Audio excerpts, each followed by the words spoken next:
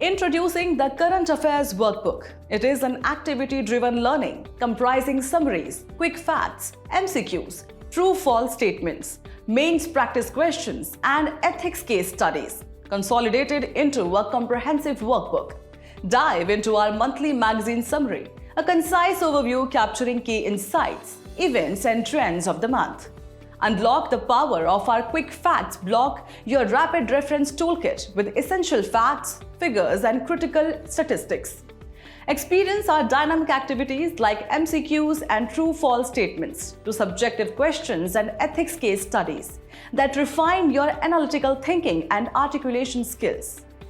Track your progress with our dedicated self-evaluation page, your personal growth monitoring and improvement tool.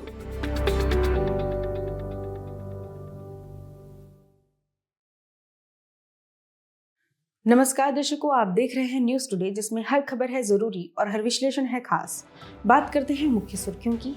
भारतीय reserve bank RBI के governor के अनुसार सरकार ने अब तक डी-डॉलराइजेशन की दिशा में विचार नहीं किया है। भारत और भूटान के शीर्ष नेताओं ने सहयोग के महत्वपूर्ण क्षेत्रों पर चर्चा की। आरबीआई ने लघु वित्त बैंकों को यूपीआई के माध्यम से क्रेडिट लाइन की सुविधा प्रदान करने की अनुमति दी। एक अध्ययन के अनुसार लद्दाख के हानले में स्थित भारतीय खगोलीय वेधशाला IAO उपग्रह आधारित क्वांटम कम्युनिकेशन के लिए संभावित रूप से एक आदर्श है। एक अध्ययन के अनुसार 2023 में वैश्विक औसत तापमान में वृद्धि का संबंध निम्न ऊंचाई वाले बादलों के आवरण में कमी से था। केंद्रीय रेल मंत्री ने संपूर्ण रेलवे सिस्टम के संचालन को बेहतर बनाने के लिए तकनीकी प्रणालियों का निरीक्षण किया। चलिए बुलेटिन की शुरुआत करते हैं और रुक करते हैं आज की पहली मुख्य खबर की ओर। भारतीय रिजर्व बैंक आरबीआई के गवर्नर के अनुसार सरकार ने अब तक डी-डॉलराइजेशन की दिशा में विचार नहीं किया है। हाल ही में आरबीआई गवर्नर ने स्पष्ट किया है कि सरकार ने अब तक डी-डॉलराइजेशन की दिशा में कदम नहीं उठाया है। भारत वर्तमान में अपने घरेलू व्यापार को भू राजनीतिक अस्थिरता से उत्पन्न जोखिम से मुक्त करने पर ध्यान केंद्रित कर रहा है। आइए जानते हैं कि डी-डॉलराइजेशन क्या है। इसका उद्देश्य मौजूदा डॉलराइजेशन की व्यवस्था को बदलना है। यदि यह संभव होता है तो इससे वैश्विक व्यापार और वित्तीय लेन देन में डॉलर के उपयोग में उल्लेखनीय कमी आएगी। डॉलराइजेशन का अर्थ है वैश्विक बाजार में अमेरिकी डॉलर का ऐतिहासिक वर्चस्व।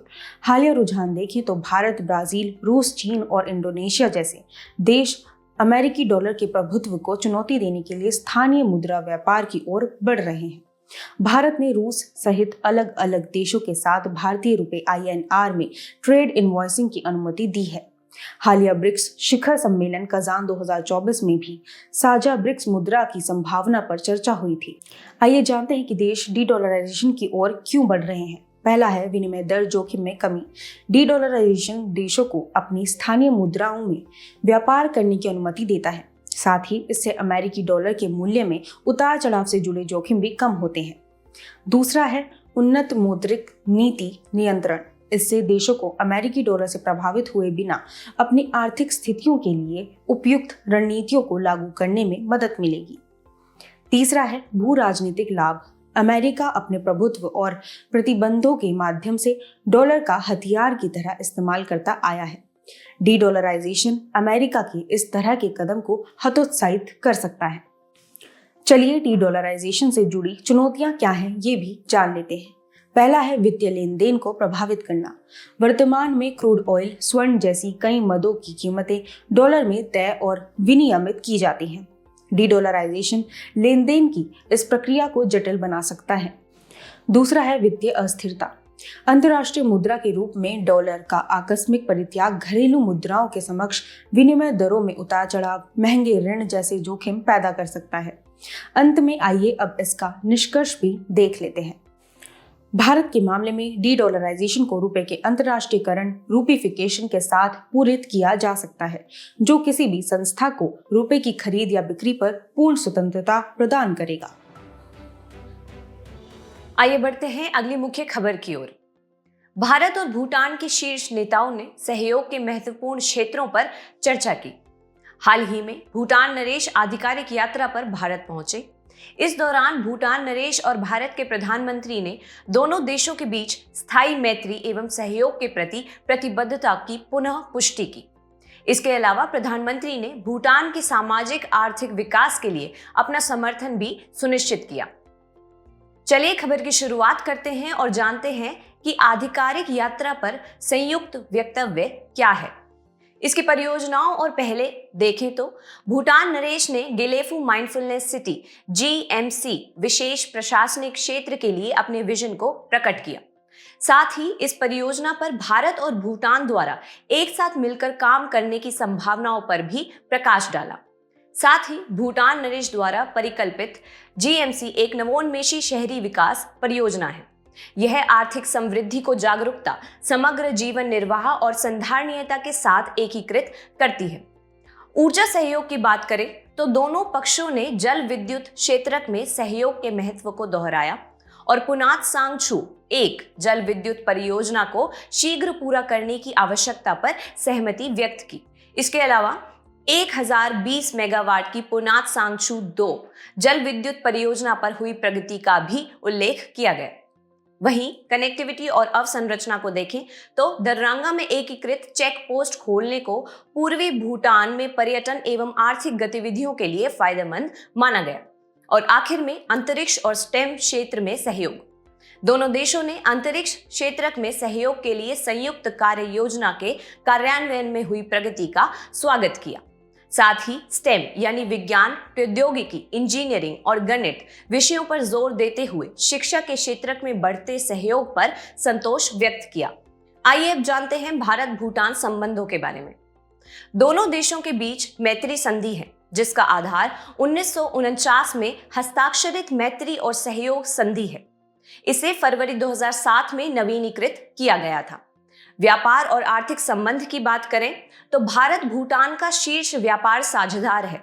दोनों देशों के बीच व्यापार 2014-15 में 484 मिलियन अमेरिकी डॉलर था, जो 2022-23 में लगभग 3 गुना बढ़कर 1606 मिलियन अमेरिकी डॉलर हो गया था। वहीं विकास साझेदारी पर नजर डालें तो भारत 1960 के दशक की शुरुआत से ही भूटान का प्रमुख विकास साझेदार रहा है।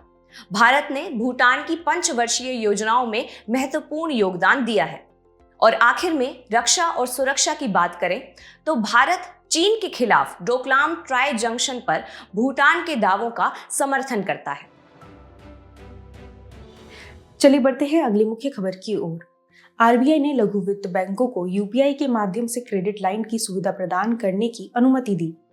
हाल ही में भारतीय रिजर्व बैंक RBI ने लघु वित्त बैंकों SFBs को एकीकृत भुगतान इंटरफेस UPI के माध्यम से पूर्व स्वीकृत क्रेडिट लाइन की सुविधा प्रदान करने की अनुमति देने का निर्णय लिया है। आइए UPI के माध्यम से SBFs द्वारा क्रेडिट लाइन के बारे में भी जान लेते हैं। इस सुविधा के तहत कोई SFB किसी ग्राहक के लिए पूर्व स्वीकृत क्रेडिट लाइन के जरिए UPI सिस्टम के माध्यम से उसे क्रेडिट लाइन यानी लोन प्रदान कर सकता है। इसके बाद ग्राहक क्रेडिट लाइन का उपयोग करके UPI से पेमेंट कर सकते हैं। हालांकि इसके लिए ग्राहक की पूर्व सहमति अनिवार्य है। ज्ञातव्य है कि सितंबर 2023 में RBI ने अनुसूचित वाणिज्यिक बैंकों द्वारा ग्राहकों को UPI के माध्यम से पूर्व स्वीकृत क्रेडिट लाइन की सुविधा प्रदान करने की अनुमति दी थी। इसका उद्देश्य वित्तीय समावेशन को बढ़ावा देना और नए ऋण लेने वाले ग्राहकों के लिए औपचारिक ऋण को सुगम बनाना है। चलिए अब लघु वित्त बैंकों SBFs के बारे में भी जान लेते हैं। इनकी उत्पत्ति की घोषणा केंद्रीय बजट 2014 से 15 में की गई थी। इनका उद्देश्य वित्तीय समावेशन को बढ़ाना। इसमें मुख्य रूप से ऐसे लोगों को बचत की सुविधाएं प्रदान करना जो अब तक बैंकिंग सेवाओं से वंचित थे या जिनके पास बैंकिंग सेवाओं की बहुत कम उपलब्धता थी। उच्च प्रौद्योगिकी आधारित कम परिचालन लागत के माध्यम से लघु व्यापारिक इकाइयों, लघु और सीमांत किसानों, सूक्ष्म एवं लघु उद्योगों तथा असंगठित क्षेत्र की संस्थाओं को ऋण उपलब्ध कराना। इनका पंजीकरण कंपनी अधिनियम 2013 के तहत पब्लिक लिमिटेड कंपनी के रूप में किया गया है। इन्हें बैंकिंग विनियमन अधिनियम 1949 की धारा 22 के अंतर्गत लाइसेंस प्रदान किया जाता है। इनकी पूंजी संबंधी अनिवार्यता की बात करें तो इनकी minimum paid up voting equity capital 200 crore रुपए है। यह अनिवार्यता शहरी सहकारी बैंकों से लघु वित्त बैंकों में तब्दील हुए SBFs पर लागू नहीं होती है और अंत में प्राथमिकता प्राप्त क्षेत्रक को ऋण PSL हेतु मानदंड RBI द्वारा वर्गीकृत प्राथमिकता प्राप्त क्षेत्रकों को अपने समायोजित निवल बैंक ऋण adjusted net bank credit ANBC का 75% प्रदान करना अनिवार्य है। चलिए बढ़ते हैं अगली मुख्य खबर की तरफ। एक अध्ययन के अनुसार लद्दाख के हानले में स्थित भारतीय खगोलीय वेधशाला IAO उपग्रह आधारित क्वांटम कम्युनिकेशन के लिए संभावित रूप से एक आदर्श है। क्वांटम की डिस्ट्रीब्यूशन QKD सहित उपग्रह आधारित क्वांटम कम्युनिकेशन वस्तुतः क्वांटम कम्युनिकेशन के लिए एक आशाजनक दृष्टिकोण प्रदान करता है। यह क्वांटम सिग्नल्स के साथ साथ टेराहर्ट्ज Hz आवृत्ति पर काम करता है। गौरतलब है कि पारंपरिक उपग्रह आधारित संचार मेगा या गीगा हर्ट्ज आवृत्ति पर काम करता है। हालांकि पृथ्वी के बहुस्तरीय और जटिल वायुमंडल से कम नुकसान के साथ क्वांटम सिग्नल्स भेजने के लिए उपयुक्त स्थल का चयन करना एक महत्वपूर्ण पहलू है। चलिए सबसे पहले आदर्श स्थल के रूप में हानले के चयन हेतु उत्तरदायी कारक जानते हैं। पहला कारक उपयुक्त वायुमंडलीय दशाएं। हानले एक शुष्क और शीत मरुस्थल है जहां सर्दियों में तापमान -25 से -30 डिग्री सेल्सियस तक गिर जाता है। यहां वायुमंडलीय जल वाष्प और ऑक्सीजन की सांद्रता का स्तर कम है। दूसरा कारक अनुकूल प्राकृतिक स्थिति है। यह लंबी दूरी के क्वांटम कम्युनिकेशन के लिए ग्राउंड स्टेशन स्थापित करने हेतु उपयुक्त है। और अंतिम सिग्नल की कम हानि 44 डेसिबल है। यह अन्य दो सर्वोत्तम स्थलों माउंट आबू 47 डेसिबल और नैनीताल 48 डेसिबल की तुलना में कम है। चलिए आपकी जानकारी के लिए अब क्वांटम कम्युनिकेशन और क्वांटम की डिस्ट्रीब्यूशन यानी QKD के बारे में जान लेते हैं। यह क्वांटम भौतिकी के नियमों के आधार पर डेटा संचारित करने के लिए क्यूबिट या क्वांटम बिट्स प्रकाश के फोटोन कण का उपयोग करते हैं। आपको बता दें कि क्वांटम कण वस्तुतः क्वांटम इंटेंगलमेंट और सुपरपोजिशन के गुण प्रदर्शित करते हैं। इसके कारण ये एक साथ 0 और 1 दोनों अवस्थाओं में मौजूद हो सकते हैं। इसी के साथ ये डेटा सुरक्षा प्रदान करते हैं क्योंकि जानकारी को क्वांटम अवस्था में हेरफेर किए बिना ना तो एक्सेस किया जा सकता है और ना ही कॉपी किया जा सकता है। और आखिर में QKD सुरक्षित संचार की एक विधि है जिसमें केवल साझा पक्षों के मध्य ज्ञात एन्क्रिप्शन की का आदान प्रदान किया जाता है। आइए बढ़ते हैं अगली मुख्य खबर की ओर। एक अध्ययन के अनुसार 2023 में वैश्विक औसत तापमान में वृद्धि का संबंध निम्न ऊंचाई वाले बादलों के आवरण में कमी से था। द साइंस पत्रिका में प्रकाशित एक हालिया अध्ययन के अनुसार 2023 में वैश्विक औसत तापमान पूर्व औद्योगिक स्तरों से लगभग 1.5 डिग्री सेल्सियस ऊपर पहुंच गया था। इसमें 0.2 डिग्री सेल्सियस वृद्धि के लिए निम्न ऊंचाई वाले बादलों का घटता आवरण जिम्मेदार हो सकता है। आइए अध्ययन के मुख्य बिंदुओं पर एक नजर डालते हैं। निम्न ऊंचाई वाले बादलों का आवरण सूर्य के प्रकाश को अंतरिक्ष में परावर्तित करके पृथ्वी को ठंडा रखने में महत्वपूर्ण भूमिका निभाते हैं। 2023 में वैश्विक स्तर पर इन बादलों के आवरण में 1.5% की गिरावट आई थी। पिछले एक दशक में इन बादलों के आवरण में 1.27% की औसत गिरावट जारी है। इस गिरावट के कारण पृथ्वी के एल्बिडो में काफी कमी आई है। पृथ्वी के वायुमंडल और धरातल के संपर्क में आने के बाद सौर विकिरण का जो भाग अंतरिक्ष में परावर्तित हो जाता है उसे एल्बिडो कहते हैं। बादलों के आवरण में कमी उत्तरी मध्य अक्षांशों और उष्णकटिबंधीय महासागरों विशेषकर अटलांटिक महासागर में सर्वाधिक स्पष्ट देखी गई थी। इसके अलावा एल्बिडो में लगभग 15% की गिरावट आर्कटिक हिमवारण और समुद्री हिमवारण में गिरावट के चलते हुई है। आर्कटिक और समुद्री हिमवारण सूर्य के प्रकाश को परावर्तित करने में महत्वपूर्ण भूमिका निभाते हैं। बादलों के आवरण में कमी के लिए जिम्मेदार कारण देखें तो ऐसा मुख्य रूप से वायुमंडल में मानव जनित एरोसोल की कम सांद्रता के कारण हो सकता है। विशेष रूप से मरीन फ्यूल पर सख्त नियमों के लागू होने के कारण एरोसोल का स्तर घट गया है। एरोसोल वायुमंडल में निलंबित छोटे कण होते हैं तथा जलवायु, मौसम, स्वास्थ्य और पारिस्थितिकी को प्रभावित करते हैं। चलिए निम्न ऊंचाई वाले बादल के बारे में भी जान लेते हैं। ये पृथ्वी की सतह से 2 किलोमीटर के भीतर ही बनते हैं। ये लघु तरंगों को तो बेहतर रूप से परावर्तित करते हैं, लेकिन दीर्घ तरंगों को अंतरिक्ष में जाने से नहीं रोकते हैं। इनके दो मुख्य प्रकार हैं, स्तरीय बादल और कपासी बादल। स्तरीय बादल क्षैतिज रूप से विकसित होते हैं और कपासी बादल ऊर्ध्वाधर रूप से विकसित होते हैं। आखिर में उच्च ऊंचाई वाले बादल के बारे में भी जान लेते हैं। ये औसत समुद्र तल से 6 किलोमीटर ऊपर ठंडी वायुमंडलीय परतों में बनते हैं। ये एक कंबल की तरह कार्य करते हुए गर्मी को रोके रखते हैं। ये प्राय पतले होते हैं। ये लघु तरंगों को अच्छी तरह से परावर्तित नहीं करते हैं, लेकिन दीर्घ तरंगों को बहुत अच्छे से रोकते हैं। इनके 3 मुख्य प्रकार हैं, पक्षाभ, पक्षाभ स्तरी और पक्षाभ कपासी। चलिए रुख करते हैं बुलेटिन की आखिरी खबर की ओर। केंद्रीय रेल मंत्री ने संपूर्ण रेलवे सिस्टम के संचालन को बेहतर बनाने के लिए तकनीकी प्रणालियों का निरीक्षण किया। Integrated track monitoring system (ITMS) और रोड सह रेल निरीक्षण वाहन (RCRIV) जैसी अत्याधुनिक प्रणालियां भारतीय रेलवे की ट्रैक सुरक्षा एवं संचालन की गुणवत्ता को बेहतर बनाएंगी। खबर की शुरुआत में बात करते हैं RCRIV एवं ITMS के बारे में। सबसे पहले रोड सह रेल निरीक्षण वाहन RCRIV के बारे में जानते हैं। यह रेलवे ट्रैक की सटीकता और दक्षता के साथ निरीक्षण करने वाली एक बहुउपयोगी मशीन है। यह सड़क और रेल दोनों पर निर्बाध रूप से काम करती है। इसकी विशेषताओं की बात करें तो इसमें एडवांस कैमरे और मजबूत पहिए लगे हुए हैं जो 15 दिन के बैकअप के साथ ट्रैक का रिकॉर्डिंग रखने में सक्षम है। दूसरा, integrated track monitoring system (ITMS). यह एक उच्च प्रदर्शन प्रणाली है जो ट्रैक की निगरानी, माप और सुरक्षा के लिए नवीनतम तकनीकों का इस्तेमाल करती है। ITMS को ट्रैक रिकॉर्डिंग कार यानी TRC पर लगाया जाता है। यह कार 20 से 200 किलोमीटर प्रति घंटे की गति से ट्रैक का विश्लेषण कर सकती है। इसकी विशेषताओं को देखें तो इसमें लेजर सेंसर्स, हाई स्पीड कैमरे, GPS और लिडार प्रणाली शामिल हैं जो ट्रैक की स्थिति एवं संभावित दोषों का पता लगाते हैं। यह तकनीक संरचनात्मक दोषों की वास्तविक समय पर रिपोर्टिंग करने में सक्षम बनाती है तथा त्वरित प्रतिक्रिया के लिए ट्रैकमैनों को वास्तविक समय पर अलर्ट जारी करती है। इसी के साथ रेलवे सुरक्षा से जुड़ी कुछ मुख्य चिंताएं भी हैं, जैसे कि सिग्नल संबंधी त्रुटियां। जून 2024 में कंचनजंगा एक्सप्रेस दुर्घटना रेल मार्गों पर लगाए जाने वाले ऑटोमेटिक सिग्नलिंग सिस्टम के खराब होने के कारण हुई थी। दूसरी चिंता है सुरक्षा कर्मचारियों की कमी। रेलवे में सुरक्षा श्रेणी के अंतर्गत 10 लाख स्वीकृत पदों में से 1.5 लाख से अधिक पद रिक्त हैं।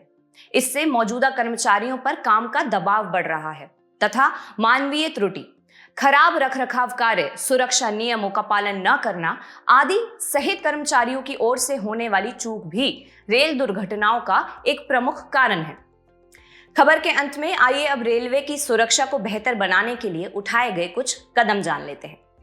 सबसे पहले राष्ट्रीय रेल संरक्षा कोष RRSK, इसे 2017-18 में शुरू किया गया था। इसका कार्य सुरक्षा से जुड़ी महत्वपूर्ण परिसंपत्तियों को प्रतिस्थापित करना, नवीनीकृत करना और उन्हें अपग्रेड करना है। इसी के साथ इलेक्ट्रिकल या इलेक्ट्रॉनिक इंटरलॉकिंग सिस्टम, मानवीय त्रुटि के कारण होने वाली दुर्घटनाओं को समाप्त करने के लिए पॉइंट्स और सिग्नल्स का केंद्रीकृत संचालन करना, और आखिर में कवच, स्वदेश में विकसित स्वचालित ट्रेन सुरक्षा ATP प्रणाली। यह स्वचालित रूप से ब्रेक लगाकर लोको पायलट की सहायता करता है और प्रतिकूल मौसम की स्थिति के दौरान सुरक्षित संचालन सुनिश्चित करता है। चलिए बढ़ते हैं आज की संक्षिप्त सुर्खियों की तरफ। हाल ही में विपक्षी सदस्यों द्वारा संसद में एक विशेषाधिकार प्रस्ताव पेश किया गया। यह संसदीय विशेषाधिकारों के कथित उल्लंघन के संबंध में संसद सदस्यों द्वारा सदन के पीठासीन अधिकारी से किया गया औपचारिक अनुरोध है। हाल ही में RBI ने विदेशी पूंजी के प्रवाह को बढ़ावा देने के लिए विदेशी मुद्रा अनिवासी बैंक FCNRB खातों पर ब्याज दर की सीमा बढ़ाने की घोषणा की है। यह एक प्रकार का सावधि जमा खाता डिपॉजिट अकाउंट होता है। इसे अनिवासी भारतीयों NRI और भारतीय मूल के व्यक्तियों PIO द्वारा किसी भी ऐसी स्वीकृत विदेशी मुद्रा में खोला जा सकता है जो स्वतंत्र रूप से परिवर्तनीय हो। हाल ही में भारत को पहली बार UNCND के 68वें सत्र की अध्यक्षता के लिए चुना गया है। संयुक्त राष्ट्र आर्थिक और सामाजिक परिषद ECOSOC के संकल्प द्वारा 1946 में commission on narcotic drugs UNCND की स्थापना की गई थी। इसे अंतर्राष्ट्रीय मादक पदार्थ नियंत्रण संधियों के अनुप्रयोग के पर्यवेक्षण में ECOSOC की सहायता करने के लिए स्थापित किया गया है। आरबीआई ने एक नया एआई टूल लॉन्च किया है जिसका नाम म्यूल हंटर है। यह टूल उन बैंक खातों को ढूंढने में मदद करेगा जो धोखाधड़ी के काम में इस्तेमाल होते हैं। इससे डिजिटल धोखाधड़ी को कम किया जा सकेगा। हाल ही के एक अध्ययन में बताया गया है कि अर्धचालक सामग्रियों से बनी मोइरे मटेरियल ने अतिचालकता की स्थिति का प्रदर्शन किया है। यह एक ऐसी विशेषता है जिसे कभी ग्राफीन प्रणाली के लिए विशिष्ट माना जाता था। हाल ही में रवांडा में मारबर्ग वायरस रोग MVD के प्रकोप से कम 15 लोगों की मौत हो गई है और कम से कम 66 लोग इसके वायरस से संक्रमित हैं। मारबर्ग बुखार के लक्षण अचानक शुरू होते हैं, जैसे तेज बुखार, तेज सिरदर्द, तीव्र घबराहट, मांसपेशियों में ऐंठन और दर्द आदि। अमूर्त सांस्कृतिक विरासत के संरक्षण के लिए कन्वेंशन के तहत अंतर सरकारी समिति का 19वां सत्र पराग्वे में आयोजित किया जा रहा है। यह एक अंतर्राष्ट्रीय समझौता है जिसे यूनेस्को ने 2003 में अपनाया था। चिली की पूर्व राष्ट्रपति मिशेल बाचलेट को शांति, निरस्त्रीकरण और विकास के लिए इंदिरा गांधी पुरस्कार 2024 से सम्मानित किया जाएगा। यह पुरस्कार उन्हें लैंगिक समानता, मानवाधिकार और लोकतंत्र में सुधार के लिए उनके कार्य हेतु प्रदान किया जाएगा। हाल ही में भारत सरकार ने PME विद्या योजना के तहत एक नया DTH टीवी चैनल 31 शुरू किया है। यह चैनल विशेष रूप से श्रवण बाधित छात्रों और शिक्षकों के लिए भारतीय सांकेतिक भाषा ISL में शिक्षण सामग्री प्रसारित करेगा। इस पहल का उद्देश्य श्रवण बाधित लोगों को शिक्षा के क्षेत्र में समान अवसर प्रदान करना है। हाल ही में आर्थिक मामलों की कैबिनेट समिति ने 85 नए केंद्रीय विद्यालयों के 28 नए जवाहर नवोदय विद्यालयों JNVs की स्थापना को मंजूरी दी है। लगभग सभी KVs और JNVs को PM श्री स्कूल के रूप में नामित किया गया है। PM श्री स्कूल राष्ट्रीय शिक्षा नीति 2020 के विजन को साकार करने के लिए प्रतिबद्ध है। केंद्रीय विद्यालयों की स्थापना का मुख्य उद्देश्य केंद्र सरकार के स्थानांतरणीय कर्मचारियों, साथ ही साथ गैर स्थानांतरणीय कर्मचारियों और दूर दराज तथा कम विकसित क्षेत्रों में रहने वाले लोगों के बच्चों को एक समान और गुणवत्तापूर्ण शिक्षा प्रदान करना है। वहीं JNVs पूरी तरह से आवासीय विद्यालय है। इनकी स्थापना मुख्य रूप से ग्रामीण क्षेत्रों के प्रतिभाशाली बच्चों को कक्षा 6 से 12वीं तक अच्छी गुणवत्ता वाली आधुनिक शिक्षा प्रदान करने के लिए की गई है। जाने से पहले आपकी समझ की परीक्षा के लिए डालते हैं एक नजर हमारे स्पेशल सेगमेंट प्रश्नोत्तरी पर।